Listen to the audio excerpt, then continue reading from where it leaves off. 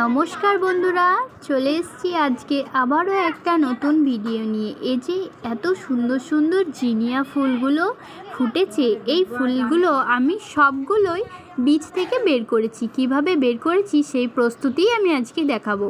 আমি জিনিয়ার বীজ নিয়ে নিয়েছি, মাটিটা প্রস্তুত করেছি কিছুটা মাটি আর কোকোপিট দিয়ে। এর মধ্যে কোনো সার দিইনি, কারণ ছোট অবস্থায় বেশি সারটার পর দিলে গাছগুলো জ্বলে যাবে, সেই জন্য আমি সার দিইনি।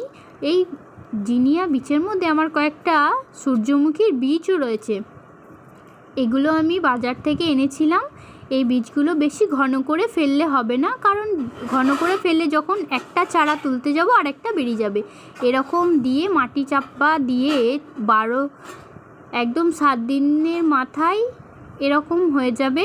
তারপর 12 দিনের মাথায় এরকম চারা তৈরি হয়ে যাবে। যখন এরকম হয়ে যাবে তখন মাটিতে যারা বসাবেন তারা এরকম ভেলি তৈরি করে নিয়ে, যেমন আলু বা লঙ্কা চাষ হয় সেরকম বসাবেন। তারপর সার মাটি দিয়ে দিলেই ব্যাস, এরকম সুন্দর ফুল ফুটে থাকবে।